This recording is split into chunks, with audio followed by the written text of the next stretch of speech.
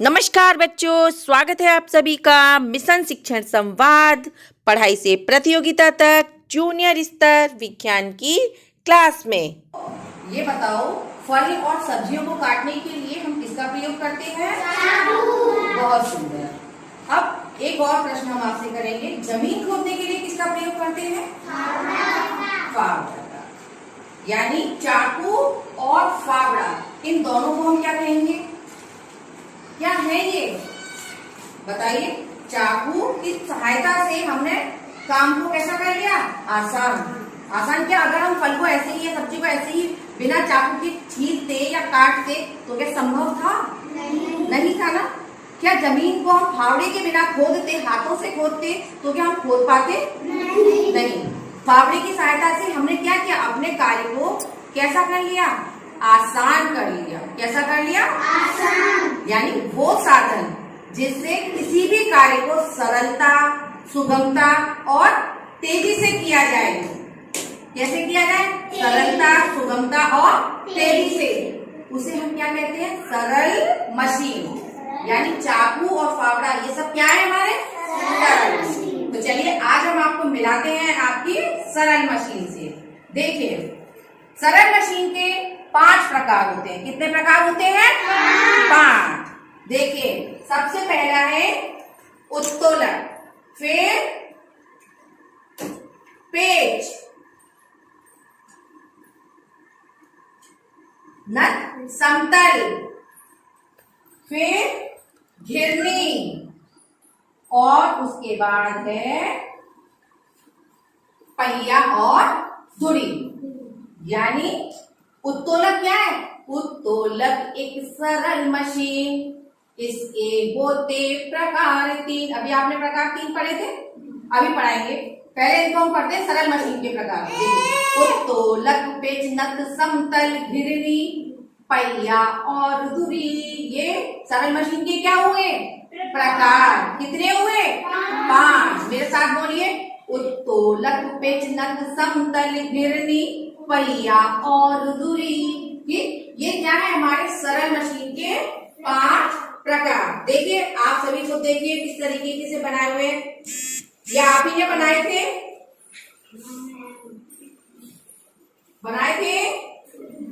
देखिए, अब आप इनसे मिलिए। ठीक, ये थे हमारे सरल मशीन के 5 प्रकार। अब चलते हैं हम हमारे उत्तोलक की तरफ। किसकी तरफ चलते हैं? उत्तोलक की तरफ। उत्तोलक के कितने प्रकार होते हैं? 3।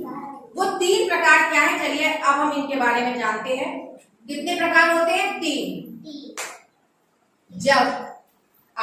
जब आलंब, आयास और भार के बीच में होता है। जब आलंब, आयास और भार के बीच में होता है तो उसे हम क्या कहते हैं? प्रथम प्रकार के उत्तोलक। क्या कहते हैं? अब आप कहिए कि ये आलंब क्या है? आलंब एक वो बिंदु है जिसकी सहायता से कोई भी वस्तु आसानी से किसी भी दिशा में घूम सकती है। ठीक। आयास क्या है? जो हम बल लगा रहे हैं उसे हम क्या कहेंगे? आयास। भार को तो आप जानते ही हैं, भार यानी बोझ। अब प्रथम प्रकार के उत्तोलक के कितने उदाहरण हैं? दंड तुला, हैंड पंप, सीसो, झूला और कैंची। एक सुर में हम बोलेंगे। क्या है? दंड तुला, हैंड पंप। क्या है ये? हैंड पंप, सीसो, झूला और कैंची। ये क्या है? सीसो, झूला, जो आप झूलते हो, देखते हो ना। ये और क्या है? ये कैंची। क्या है ये? कैंची। क्या है ये? कैंची। बहुत सुंदर। अब उत्तोलक के द्वितीय प्रकार। जब द्वितीय प्रकार में क्या होता है बच्चों? प्रथम प्रकार में आलंब बीच में होगा, आलंब बीच में होगा। द्वितीय प्रकार में जब भाग बीच में हो और आलंब और आयास इधर उधर हो, उसे हम क्या कहेंगे? द्वितीय प्रकार के उत्तोलक। देखिए, ये क्या है? पहिए वाली ट्रॉली। आपने देखा है? अपने विद्यालय के कूड़े को उठाने के लिए हम किसका प्रयोग करते हैं? पहिए वाली ट्रॉली का। ये पहिए वाली ट्रॉली है, देखिए किस तरीके से चलती भी है ना। तो इसमें क्या होता है? भाग बीच में होता है और आलंब और आयास इधर उधर। तो क्या हुआ, पहिए वाली ट्रॉली, उत्तोलक के द्वितीय प्रकार। ठीक। अब जब आयास, अब क्या रहेगा बीच में, आयास। जब आयास आलम और भार के बीच में होता, जब कहेंगे आयास, आप चाकू से किसी भी वस्तु को काटेंगे तो क्या आप यहाँ से पकड़ के काट सकते हैं? आप मुझे बताइए, काट सकते हैं? क्या ज्यादा प्रेशर लगा सकते हैं उस पर? नहीं। किसी भी वस्तु को काटने के लिए हमें कहाँ पे लगाना है, यहाँ बल लगाना है। तो बल यानी आयास लगाना है, तभी तो कोई वस्तु कटेगी। भार यानी हम सेब काटेंगे तो वो क्या है, एक भार का काम कर रहा है। ठीक। और ये क्या है, आलम। आलम की सहायता से कोई भी वस्तु घूम सकती है, समझे। इसी तरह से झाड़ू, झाड़ू और चाकू, ये क्या है, उत्तोलक के तृतीय प्रकार। ठीक, समझे। तृतीय प्रकार क्या है उत्तोलक के, चाकू और झाड़ू। अभी मैं क्लास ओवर होने के बाद आपसे पूछूंगी कि कौन कौन से उदाहरण हैं हमारे उत्तोलक के, प्रथम के कौन से हैं, द्वितीय के कौन से हैं और तृतीय के कौन से, इसलिए अच्छे से समझिए। अब हम चलते हैं सरल मशीन के अगले प्रकार की तरफ। अभी हमने बताया था उत्तोलक, पेच, नट, समतल, घिरनी, पहिया और धुरी। आपके पास है पपेट, आप इनकी सहायता से समझ रहे होंगे। तो अब आप बारी आती है पेच की। पेच क्या है बच्चों, पेच पर ये धागे जैसी संरचनाएं लिपटी हुई होती हैं। आपने पेच को देखा होगा, उसमें क्या होता है, इस तरह से धागे की संरचनाएं नत समतल के रूप में लिपटी रहती है। ठीक है। तो ये पेच क्या है, पेच आपने देखा होगा दरवाजे और खिड़कियों में हम किसका प्रयोग करते हैं, पेच का। पेच का प्रयोग करते हैं, इसी की सहायता से तो हम दरवाजे और खिड़कियों को आसानी से खोल और बंद कर सकते हैं। दूसरा, वाहन में, वाहन यानी किसी भी गाड़ी में पहिए को निकालने के लिए हम किसका प्रयोग करते हैं, आपने देखा होगा पहिए का प्रयोग, स्क्रू जेट का प्रयोग करते हैं। क्या है, स्क्रू जेट। तो जो स्क्रू जेट है, स्क्रू यानी पेच, पेच को इंग्लिश में क्या कहते हैं, स्क्रू। समझ गए ना। अगली प्रकार है नत समतल। आप इसको देख रहे होंगे, ये बिल्कुल झूले की तरह होता है, स्लाइडर, ठीक है, जिसे हम कहते हैं।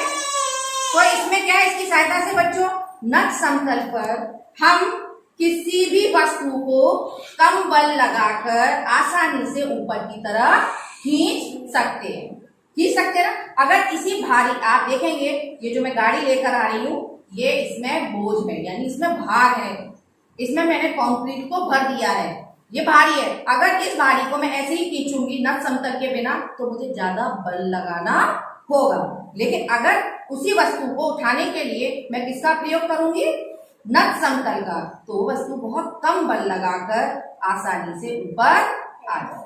और हमें नीचे लाना हो तो हम बहुत आसानी से कम बल के द्वारा हम वस्तु को नीचे ले आएंगे। तो ये क्या है, एक प्रकार की सरल मशीन। चलते हैं हम मशीन के चौथे प्रकार की तरफ। तीन प्रकार आपने समझ लिए, अब प्रकार आया हमारा चौथा, यानी घिरनी। आप घिरनी को जानते हैं, आपके गांव में जगह जगह कुएं होंगे, कुएं से पानी निकालने के लिए हम किसका प्रयोग करते हैं, बताइए, घिरनी का। किसका प्रयोग करते हैं, घिरनी। बिना घिरनी के हम कुएं में से पानी आसानी से निकाल सकते हैं? नहीं। हमें क्या लगाना पड़ेगा, बल लगाना पड़ेगा। लेकिन अगर हम कुएं से पानी निकालेंगे इस घिरनी की सहायता से, तो आप देखेंगे बहुत ही, हाँ, इस घिरनी की सहायता से हम किसी भी भारी वस्तु को कम बल लगाकर आसानी से ऊपर की तरफ ला सकते हैं। और उसी भारी वस्तु को यदि हमें नीचे लाना हो तो हम क्या करेंगे, कम बल लगाकर, और वो बाल्टी हमारी बिल्कुल बहुत आसानी से नीचे की तरफ चलेगी। कुएं में से अगर हम बिना घिरनी के पानी निकाले तो क्या लगाना पड़ेगा हमको, बल लगाना पड़ेगा। और घिरनी की सहायता से हम पानी निकालेंगे तो पानी बहुत आसानी से निकल आता है। समझ गए। तो ये भी क्या है बच्चों, एक सरल मशीन। अब चलते हैं हम मशीन के अगले प्रकार की तरफ, जिसे हम क्या कहते हैं, पहिया और धुरी। क्या कहते हैं, पहिया और धुरी। अब यहाँ पर हम आपको ये समझाते हैं, आपने रेलवे स्टेशन पर पुली को देखा होगा। पुली भारी बोझ को उठाने के लिए ट्रॉली का प्रयोग करते हैं। वो ट्रॉली पहिया और धुरी पर ही बनती है, ठीक। उसमें इसी तरह से पहिया और धुरी का ही कॉम्बिनेशन होता है, तब वो ट्रॉली आगे बढ़ती है। अब देखेंगे पहिया और धुरी क्या होती है। देखिए ये क्या है, पहिया। क्या है, पहिया। जब हम इस पहिया, और ये पहिया क्या है, धुरी। ये दो पहियों के बीच में क्या है, ये एक मिनट। हाँ, तो बच्चों ये क्या है, पहिया और धुरी। देखिए मैं पहिए को घुमाऊंगी और किस तरह से ये बाल्टी है वो बहुत आसानी से, जो कि भरी हुई है बोझ से, वो बहुत आसानी से कहाँ आ गई, ऊपर आ गई ना। ये क्या है, आप घुमा के देखेंगे। कीर्ति आओ मेरे पास, इसको उल्टा घुमाओ, देखो ये आसानी से नीचे जाएगी। घुमाओ इसको, बहुत सुंदर। अब इसको बाल्टी को ऊपर लेकर आओ, घुमाओ पहिए को, बहुत सुंदर। तो ये क्या है बच्चों, पहिया और धुरी। यानी आपने सरल मशीन के 5 प्रकार को जाना। कितने प्रकार को जाना, 5। समझ गए ना। पहला प्रकार क्या था, उत्तोलन। दूसरा पेच। तीसरा बोलो, समतल। वेरी गुड उषा, नत समतल। और चौथा प्रकार क्या था बच्चों, बताइए, घिरनी। क्या, घिरनी। और 5वां प्रकार पहिया और, समझ आया। चलिए अब अगली क्लास में आपको